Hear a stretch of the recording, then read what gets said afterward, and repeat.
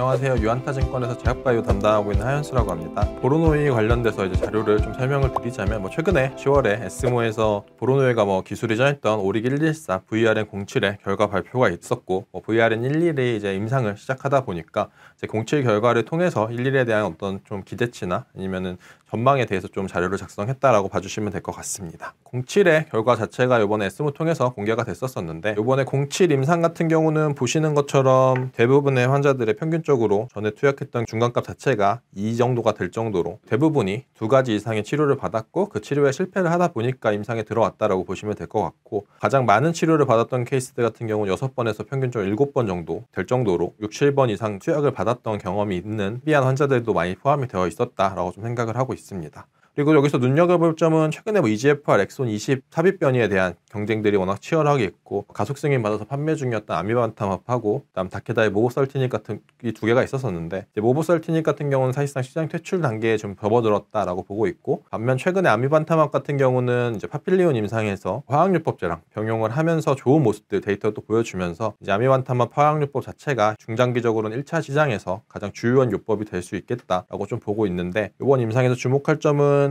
EGFR 엑손 20 케이스에서 전체 모든 환자들이 화학요법은 이미 받았고 이제 두 번째 치료로 EGFR 타겟 테라피 중에서 엑손 20 타겟 테라피를 받았는데 이 중에서 72%, 1% 가까운 수준이 다 아미반타맙 케이스들이라고 봐주시면 될 것 같은데, 그러다 보니까 이번 임상에서는 1차로 화학요법을 받고 2차로 아미반타맙을 받은 환자들이 EGFR 엑손 20 그룹에서는 대부분이었다라고 생각을 좀 하고 있습니다. 이들 같은 경우가 보시는 것처럼 뒤에 부분들이 대부분 아미반타맙하고 키모드를 받았던 케이스들인데 앞에는 그거에 추가적으로 더 많은 케이스 투약을 받았던 케이스들이라고 보시면 될 것 같고, 이들에서 CR이나 아니면 SD, PR 같은 모습들을 보여주면서 이제 화학요법과 아미반타맙의 내성이 생긴 케이스에도 좀 효과를 기대할 수 있겠다라고 생각을 하고 있고, 이거는 향후에 검증은 해봐야겠지만 아미반타맙 키모 병용요법에 대해서도 내성이 생긴 환자들을 대상으로도 2차 치료제 시장에서는 충분히 경쟁력을 좀 가져갈 수 있겠다라고 좀 생각을 하고 있습니다. 그리고 요번에 114 결과에서 조금 이제 중점적으로 봐주셔야 될 거라고 좀 생각을 하는 부분은 부작용적인 측면인데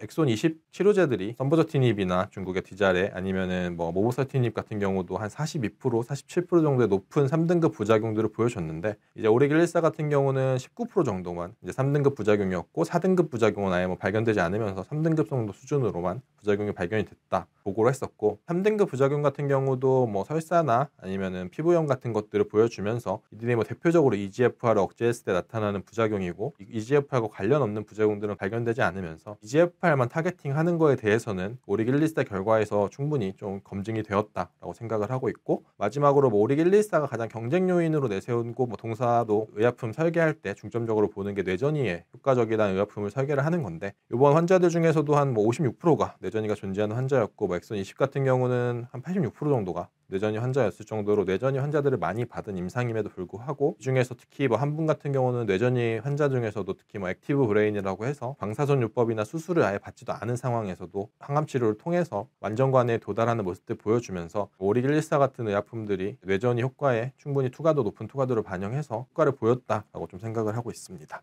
VRN11 같은 경우가 동사에서 이제 가장 중요한 파이프라인이라고 저는 좀 평가를 하고 있고, 기존의 모든 파이프라인들을 기술 이전을 통해서 전임상까지 진행을 하고 기술 이전하는 이제 전략들을 통해서 파이프라인을 개발을 해왔는데, 이제 VRN11 같은 경우는 동사가 처음으로 직접 임상을 하는 파이프라인이고, 그 이유는 VRN11의 전임상에서 보여줬던 좋았던 이제 데이터들을 기인을 하고 있다라고 좀 생각을 하고 있습니다. 11의 임상 같은 경우는 이제 6개 코호트로 진행을 할 예정이고, 지역 같은 경우는 한국을 시작으로 대만, 미국까지 해서 글로벌 임상으로 좀 진행할 계획이다라고 좀 봐주시면 될 것 같고, 이제 11은 VRN07 대비해서도 월등히 높은 수준의 이제 뇌 투과도를 4개의 동물들에서 다 보여주면서 이제 BBB 투과도에 대한 기대치도 07보다도 더 높은 기대치를 가질 수 있겠다라고 좀 생각을 하고 있습니다. 이제 VRN11이 또 좀 주목해야 될 부분은 이제 07에서 확인된 거는 EGFR과 EGFR이 아닌 타겟에 대한 구분은 충분히 잘 할 수 있겠다라는 것들을 확인을 했지만, EGFR 내에서도 좀 세부변이라고 할 수 있는 돌연변이 EGFR과 정상 EGFR 간의 구분은 안 되는 케이스도 있어다 보니까 19%의 이제 중증 부작용들이 나왔었는데,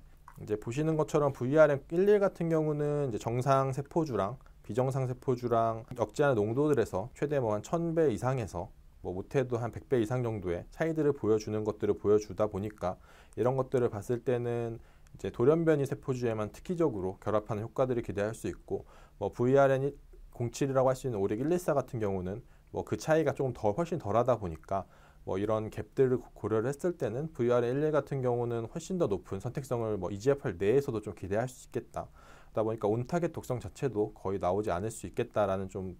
기대를 좀 하고 있다 보니까 이번에 이제 임상을 시작하면서 뭐 앞서 07에서 확인됐던 이제 높은 오프타겟 독성 없는 것, 그 다음에 BBB 투과도는 확인이 됐었고, 이제 VRN11 같은 경우는 더 높은 BBD 투과도를 보여주고 있고, 거기에 더해서 이제 온타겟 독성에 대해서도 그 낮은 수준을 기록하지 않을까라는 좀 기대를 높게 만드는 이제 전임상 데이터들을 보유하고 있는 측면에서는 임상을 통해서 이런 것들을 이제 증명할 수 있겠다라고 좀 생각을 하고 있습니다. 7월 이후에 뭐 워낙 AI 신약 개발 기업들에 대한 기대치가 높아지면서 동사도 뭐 AI 신약 개발 기업으로 좀 평가를 받으면서 주가가 급등하는 모습을 보여줬지만 이후에 뭐 금리 문제나 아니면 시장의 기대들이 조금 낮아지는 모습들 보여주면서 이제 고점 대비 반토막 정도 이상 날 정도로 주가 하락을 겪었고, 지난번에는 동사가 기술이 이전했던 이제 파이프라인들 하나가 이제 기술이 반환되는 일이 발생하면서 주가 한 번 더 급락하는 모습들 보여줬는데, 기술이 이전했던 파이프라인 같은 경우는 뭐 미국에 지금 나스닥들이 미국뿐만 아니라 글로벌 바이오 벤처들 자체가 워낙 자금난을 겪다 보니까 검증된 표적에 좀 집중을 하겠다라는 생각들을 많이 가지고 있었던 영향으로 좀 평가를 하고 있고, AI 신약 개발 같은 경우는 향후에 뭐 중장기적으로는 기대가 높은 산업이긴 맞지만 저희가 생각할 때 바이오텍의 가치는 현재는 뭐 파이프라인 가치로 평가하는 거에 맞다 생각하고 있고, 그런 것들을 고려했을 때 저는 뭐 VRN11 가치는 기존에 동일하게 8,000원 중반 정도 생각을 하고 있고, 07의 가치는 제가 아미반탑과 그전에 경쟁을 좀 생각했었는데 아미반탑이 이제 1차 치료제 시장으로 넘어가면서 2차 치료제 시장 내에서는 동사의 점유율이 기존보다 조금 더 상향 조정을 해서 목표 주가는 뭐 최근에 유무상 증자 영향도 있다 보니까 기존 뭐 10만 원에서 8만 5천 원으로 조정을 한 것을 좀 제시를 드립니다. 이렇게 해서 좀 말씀을 드리면은 이제 에스모에서 공개된 VRN07의 결과는 충분히 좀 기대치를 만족시키는 결과였다 생각하고 있고, 특히 중요했던 점은 이제 높은 안전성, 특히 뭐 오프타겟 독성이 안 나오고 온타겟 독성만 나오는 모습을 보여주면서 이제 높은 선택성에 대한 검증을 어느 정도 했다라고 생각하고 있고, 또 완전 가능 환자들까지 보여주면서 BBB 투과도에 대한 것도 충분히 이제 기대감을 가지게 만들었다라고 생각을 하고 있습니다. 그러다 보니까 이제 임상을 시작하는 VRN11에 대한 기대치도 높아졌는데, VRN11 같은 경우는 이제 뭐 연말쯤 투약이 아마 좀 들어가지 않을까 생각은 하고 있고, 이제 VRN11 같은 경우는 VRN07보다도 월등한 BBB 투과도를 보유하고 있기도 하고, 이제 더 중요한 거는 이제 선택성 측면에서 VRN07은 EGFR에 대한 선택성이 높고, 뭐 EGFR 외에는 선택을 안 했지만 VRN11 같은 경우는 EGFR에 대한 선택성이 높은 상황에서 EGFR 내에서도 그 돌연변이 EGFR에만 더 선택성이 워낙 높다 보니까 이제 온타겟 독성에 대해서도 우려를 좀 낮출 수 있겠다라고 생각을 하고 있어서, 이러한 선택성의 효과와 안전성 두 가지를 다 잡을 수 있는 요소다라는 측면에서 VRN11에 대한 기대치는 충분히 높게 가져갈 수 있겠다라고 생각을 하고 있어서 24년에는 VRN11의 임상 결과의 그 중간 결과 같은 것들에 좀 주목을 할 필요가 있다라고 좀 생각을 하고 있어서 24년에 기대해볼 만한 바이오텍으로 좀 제시를 드리고 있습니다.